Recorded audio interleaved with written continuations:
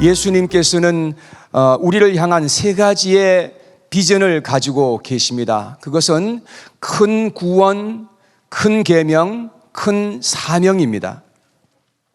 예수님은 이 비전을 가지고 우리 가운데 오셔서 일을 하셨고요. 그리고 우리도 이 비전을 가지고 이 세상을 살아가기를 얼마나 원하고 계시는지를 우리가 알아야 합니다. 저를 한번 따라해 주시겠습니까? 큰 구원, 큰 계명, 큰 사명. 큰 구원이라 함은 사도행전 16장 31절에서 주 예수를 믿으라 그리하면 너와 내 집이 구원을 얻으리라 한 말씀에 기초한 것입니다. 여러분, 우리가 예수 그리스도를 믿으면 구원을 얻는다고 성경은 이렇게 말씀하고 있지 않습니까? 이 얼마나 놀라운 말씀인지 알 수가 없는 거지요. 두 번째 큰 계명이라 함은 요한복음 13장 34절에서 예수님께서 하신 말씀을 기초한 것인데, 내가 너희를 사랑한 것 같이 너희도 서로 사랑하라 하신 말씀인 것입니다. 그 다음에 세 번째 큰 사명이라 함은 예수님께서 말씀하신 마태복음 28장 19절에서 가서 제자 삼으라 하신 말씀에 기초한 것입니다. 자, 이 시간 한번 해볼 텐데요. 제가 큰 구원하면 여러분들은 주 예수를 믿어라 그리하면 너와 내 집이 구원을 얻으리라 사도행전 16장 31절 말씀 이렇게 하는 것입니다. 예. 다시 한 번 더 말씀드릴게요. 주 예수를 믿으라 그리하면 너와 내 집이 구원을 얻으리라 사도행전 16장 31절 말씀 이렇게. 자, 준비되셨습니까? 큰 구원,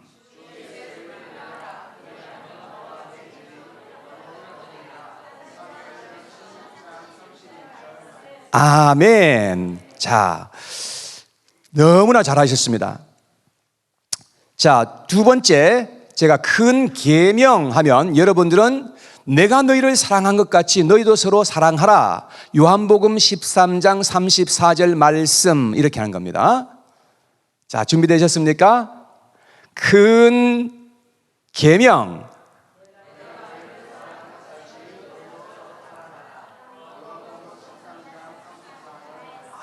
너무 잘하셨습니다. 네, 세 번째, 제가 큰 사명하면 여러분들은 가서 제자 삼으라 마태복음 28장 19절 말씀 이렇게 하는 겁니다.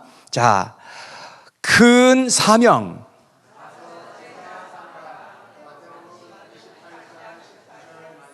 아멘. 너무 잘하셨어요. 이제 이번엔 달아서 세 개를 쭉 한번 해보는 겁니다. 자, 준비되셨습니까? 큰 구원,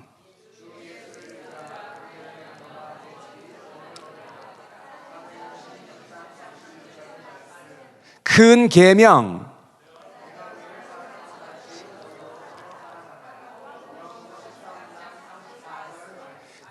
큰 사명.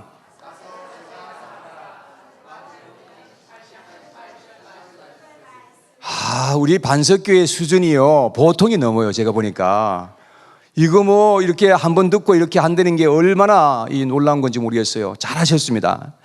여러분, 이러한 비전을 우리의 마음에 품고 우리가 함께 전진하게 되기를 원하는 것입니다. 그래서 예수님이 우리에게 이 비전을 주셨는데, 이 예수님의 비전이 바로 나의 비전이 되어서 예수님과 이 세상에서 함께 동행하는 그런 인생을 살게 되기를 원하는 것입니다. 여러분, 그렇게 하기를 원하십니까? 예, 우리가 이 세상에 살아갈 때에 예수님과 함께 걸어가는 그것이 가장 큰 축복이라는 것입니다. 오늘은 큰 사명이란 제목으로 말씀을 증거하겠습니다. 이 세상에는 두 부류의 사람들이 있습니다. 첫째는 자기의 본능을 따라서 살아가는 사람들이 있고, 두 번째는 자기의 사명을 따라서 살아가는 사람들이 있습니다. 여러분, 자기의 본능을 따라서 살아가는 사람들은 인간의 이기적인 욕망과 정욕을 따라서 아무렇게나 살아가는 것이지요. 자기 생각과 자기 기준과 철학을 따라서 그냥 살아가는 것입니다. 이들은 왜 살아가는지도 잘 모르고 있습니다. 인생의 목적도 분명하지 않고 그저 살아 있으니까 남들처럼 그냥 살아가는 겁니다. 그런데 사명을 따라서 살아가는 사람들은 다릅니다. 사명이 분명한 사람들은 자신이 왜 살아야 하는지, 무엇을 위해서 살아야 하는지 알고 있습니다. 철학자들이 가장 많이 던지는 질문들이 무엇입니까? 나는 누구인가? 나는 왜 사는가? 이러한 질문들을 끊임없이 던져요. 여러분, 이 간단한 질문 같지만 가장 어려운 질문들 중에 또 한 가지라는 것을 알게 되는 것입니다. 그런데 우리는 이 질문들에 대한 분명한 답을 가지고 이 세상을 살아가야 할 줄로 믿습니다. 이러한 질문에 대한 답을 얻기 위해서 먼저 하나님께서 우리를 구원하신 그 목적이 무엇인지를 알아야 된다는 것입니다. 왜 우리를 구원해 주셨는지 그 이유를 우리가 알 필요가 있다는 거죠. 존 와나메이크라고 하는 사람은 백화점 왕으로 그렇게 알려져 있는 사람인데요. 이 사람은 세계 주일학교 운동에 큰 공헌을 했던 사람입니다. 한 번은 대통령이 그에게 장관직을 맡아달라고 그렇게 부탁을 했는데요. 그때에 이분은 대통령에게 이러한 말씀을 드렸다는 것입니다. 만일 내가 장관이 되어서도 주일날 워싱턴에서 필라델피아에 있는 교회로 가서 주일학교 학생들을 가르칠 수 있도록 해준다면 장관직을 그렇게 받도록 하겠습니다. 이렇게 대답을 했다는 거예요. 여러분, 그러한 조건으로 그는 장관직을 수행했던 그런 사람이었습니다. 여러분, 여기에서 우리가 무엇을 알 수 있겠습니까? 여러분, 이 사람은 장관직보다도 주일학교에서 가르치는 것이 자기에게 더 큰 사명이라는 사실을 알고 있었던 사람이라는 거죠. 여러분, 그저 먹고 살기 위해서 더 많은 돈을 얻기 위해서 그렇게 살았던 것이 아니라 이분은 적어도 사명을 따라서 살아갔던 사람인 줄로 믿으시기 바랍니다. 여러분, 사도 바울도, 성경에 나오는 사도 바울도 그랬어요. 사명을 생명처럼 여기면서 살았던 사람입니다. 사도행전 20장 24절에 사도 바울은 이렇게 말했어요. 같이 한번 읽어봐요. 시작. 나의 달려갈 길과 주 예수께 받은 사명 곧 하나님의 은혜의 복음 증거하는 일을 마치려 하면은 나의 생명을 조금 더 귀한 것으로 여기지 아니하노라. 여러분, 사도 바울은 예수님께로부터 받은 사명이 있었다라고 그렇게 말합니다. 여러분, 이 사명을 수행하기 위해서는 자기의 생명을 조금 더 귀한 것으로 여기지 않고 그렇게 살았던 사도 바울의 모습을 여기에서 볼 수가 있는 것이죠. 우리는 하나님으로부터 사명을 받고 사명을 따라서 이 세상을 살아가야 할 줄로 믿으시기를 바랍니다. 여러분은 하나님이 왜 여러분들을 구원하시고 왜 여러분들을 불러주셨다고 생각하십니까? 복 많이 받고 성공하고 안락하게 살고 재미있게 살라고 그렇게 하나님께서 우리를 불러주시고 구원하여 주셨다고 생각하십니까? 저는 오늘 성경을 통해서 왜 하나님께서 여러분과 저를 구원하시고 불러주셨는지 거기에 대해서 한번 말씀을 증거하도록 할 텐데 오늘은 한 가지만 말씀을 드리도록 하겠습니다. 하나님께서 우리를 불러주시고 구원하신 그 이유는 첫 번째, 하나님께서는 여러분과 저를 제사장으로 삼아주시기 위해서인 것입니다. 무엇 때문에 불러주셨다고요? 제사장으로 삼아주시기 위해서 불러주셨습니다. 하나님께서는 이스라엘의 12지파 중에서도 제사장들을 가장 가까이 불러주시고 그들을 가장 특별하게 대우하시고 은혜를 베풀어 주셨던 것을 우리는 성경을 통해서 보게 되는 것입니다. 그런데 하나님은 더 넓게 이스라엘 백성들 전체를 다 제사장으로 삼아주시기를 원하셨던 것을 볼 수 있습니다. 출애굽기서 19장 5절에서 6절 말씀에 보니까 세계가 다 내게 속하였나니, 누구에게 속하였나니? 하나님께 속하였나니 너희가 내 말을 잘 듣고 내 언약을 지키면 너희는 모든 민족 중에서 내 소유가 되겠고 너희가 내게 대하여 제사장 나라가 되며 거룩한 백성이 되리라. 너는 이 말을 이스라엘 자손에게 전할지라. 하나님은 이스라엘 백성들이 제사장의 나라가 되기를 원하시고 거룩한 백성이 되기를 기대하셨던 것을 볼 수가 있습니다. 여러분, 이것은 신약 시대 때도 똑같습니다. 베드로전서 2장 4절 5절 말씀에 보니까 이렇게 기록합니다. 사람에게는 버림바가 되었으나 하나님께는 택하심을 입은 보배로운 산돌이신 예수께 나아가 너희도 산돌같이 신령한 집으로 세워지고 예수 그리스도로 말미암아 하나님이 기쁘게 받으실 신령한 제사를 드릴 거룩한 제사장이 될지니라. 하나님께서 여러분과 저에게 거룩한 제사장이 되라고 그렇게 말씀하신 것을 볼 수가 있습니다. 여러분, 제사장은 무엇을 하는 사람입니까? 제사장은 제사를 집전하는 사람입니다. 오늘날로 말한다면 예배 인도자와 같은 사람들입니다. 이 제사장이란 말은 히브리 말로 코헨이라는 말입니다. 한번 따라 하시겠습니까? 코헨. 예, 이 히브리 말인데 이 코헨이란 말은 뭐냐면 하나님과 사람 사이에 중재하는 사람이란 뜻입니다. 그리고 라틴어로는 폰티펙스라는 그런 단어인데요. 이 라틴어의 말이 더 재미있습니다. 이 라틴어의 이 폰티펙스라고 하는 이 제사장이란 말은 다리 놓는 사람이란 뜻이에요. 그러니까 제사장은 뭐냐?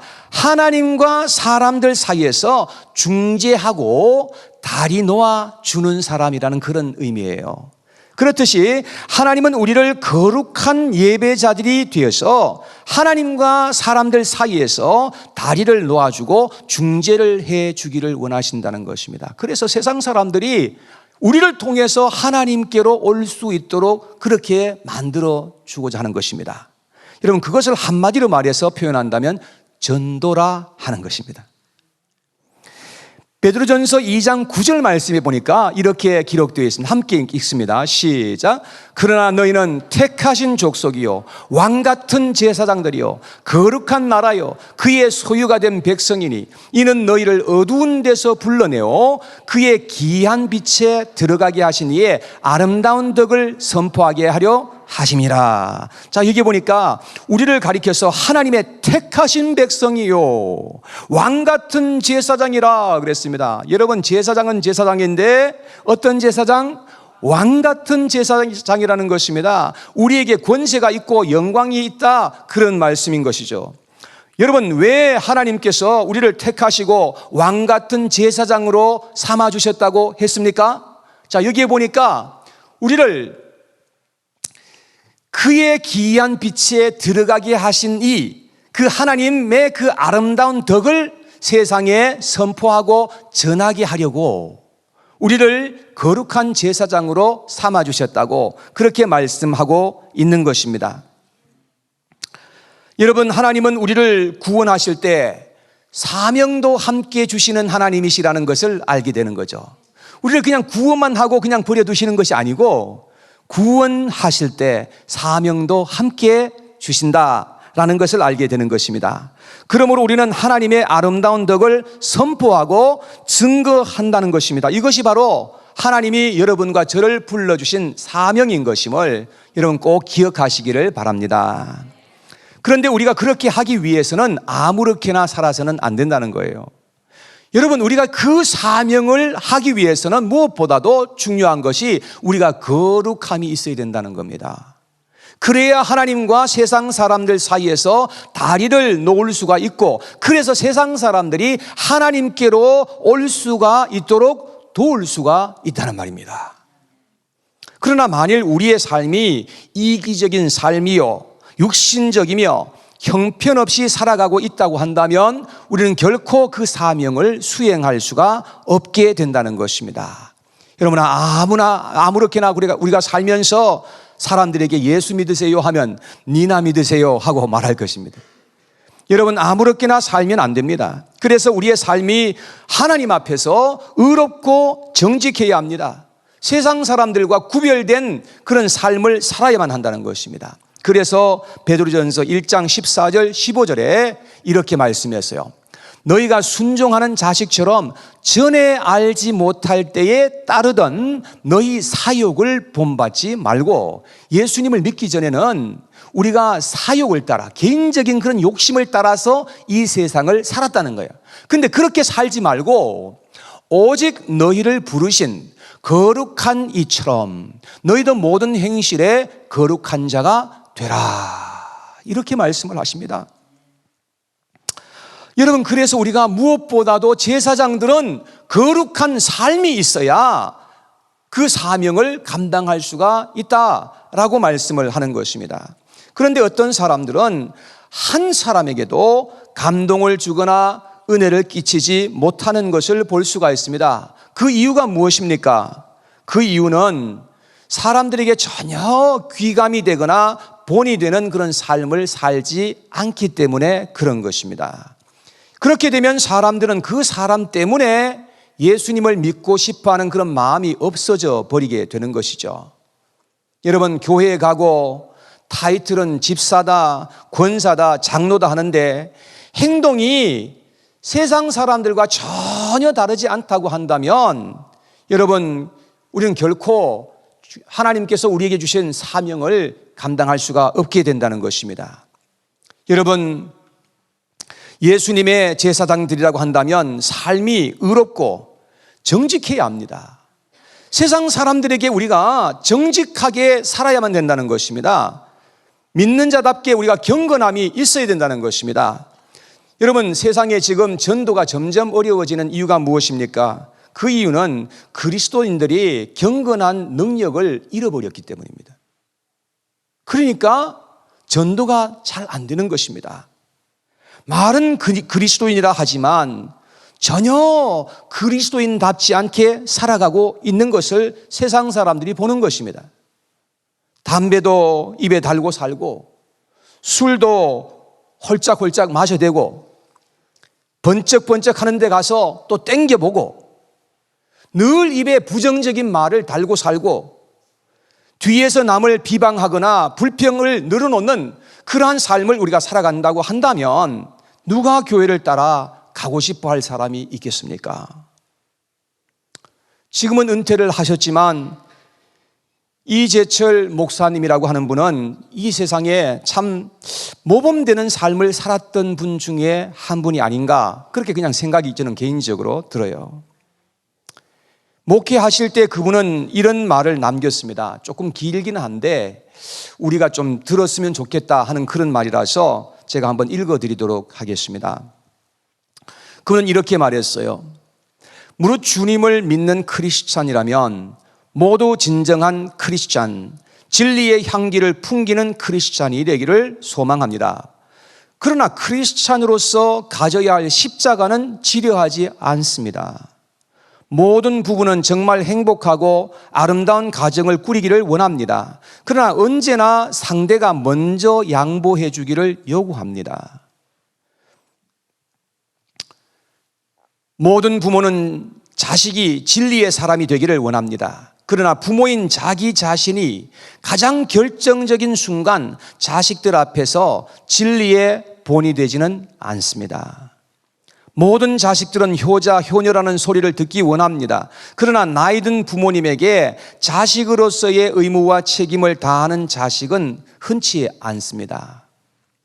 한국 사회에서 교회가 비판의 대상이 되는 것은 어제 오늘 일이 아닙니다. 모든 교회와 교인들은 정말 새로워지자고 역설하고 있습니다.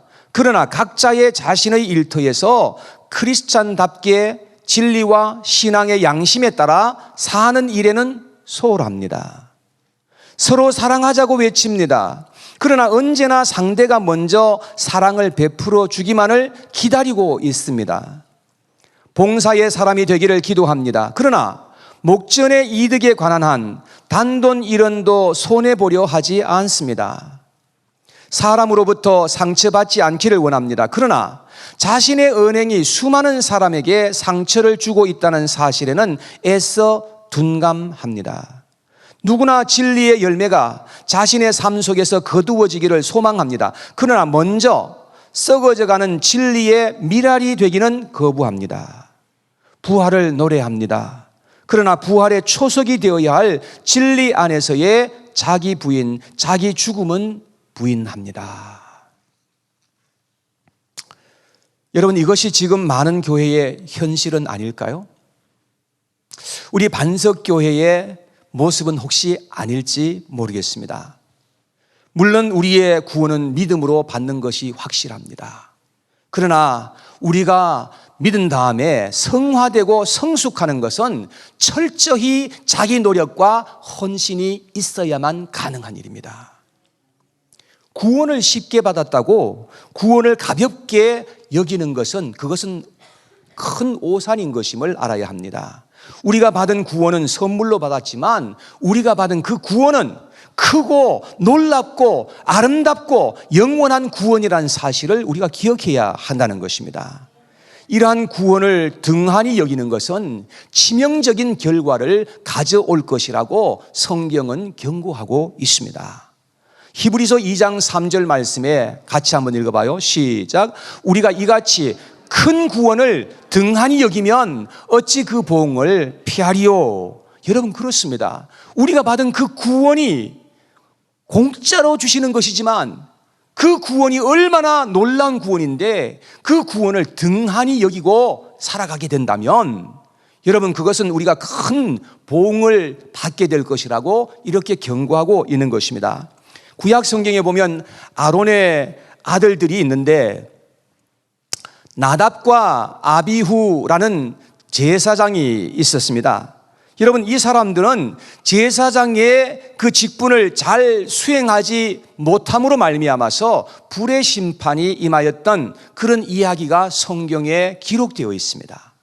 그리고 엘리 대제사장의 아들들이었던 홈리와 비느하사라는 사람도 있었는데 이들은 제사장의 그 역할을 수행하면서 부정하게 행하고 제사를 경홀히 여김으로 말미암아서 큰 심판을 받았던 그 이야기도 성경에 기록되어 있습니다. 제사장이 제사장답지 못하게 행동하면 결국은 징계가 임하게 될 것입니다. 여러 징계가 임하는데 그 징계가 임해도 되지 않으면 나중에는 심판이 임하게 되는 것입니다.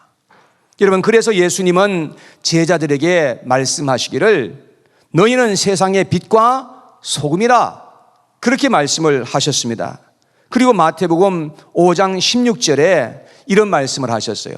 이같이 너희 빛이 사람 앞에 비치게 하여 그들로 너희 착한 행실을 보고 하늘에 계신 너희 아버지께 영광을 돌리게 하라. 주님께서 이렇게 말씀하셨습니다. 여러분, 제사장들은 하나님 쪽에서 하나님의 말씀을 잘 들어야 합니다. 그리고 그 말씀을 인간에게 전하는 것, 그것이 바로 제사장의 역할이에요. 예, 마치 선지자와 같은 그런 역할인 것입니다. 또한 제사장은 사람 쪽에 서서 사람들을 사랑하고 사람들을 섬기고 사람들을 하나님께로 인도하기 위해서 하나님께 기도하는 사람입니다. 예, 제사장과 같은 그런 역할을 하는 것이지요. 이러한 역할을 통해서 사람들이 우리를 통해서 하나님께로 갈 수 있도록 하는 것입니다. 그리고 하나님의 은혜가 사람들에게 흐르도록 하는 것입니다. 하나님이 아브라함을 통해서 세상에 수많은 사람들이 복받게 되기를 얼마나 원하셨는지 창세기 18장 18절에서 19절에 이렇게 말씀을 했어요. 아브라함은 강대한 나라가 되고 천하 만민은 그로 말미암아 복을 받게 될 것이 아니냐. 내가 그로 자식과 권속에게 명하여 여호와의 도를 지켜 의와 공도를 행하게 하려고 그를 택하였나니 이는 나 여호와가 아브라함에게 대하여 말한 일을 이루려 함이니라. 여러분, 아브라함을 통해서 천하 만민이 복을 받게 되기를 하나님께서 원하신다, 그렇게 말씀하셨는데, 그런데 그렇게 되기 위해서는 아브라함과 아브라함의 가족들이 하나님의 말씀과 의의 공도를 지켜 행할 때에 그렇게 된다는 말씀이에요.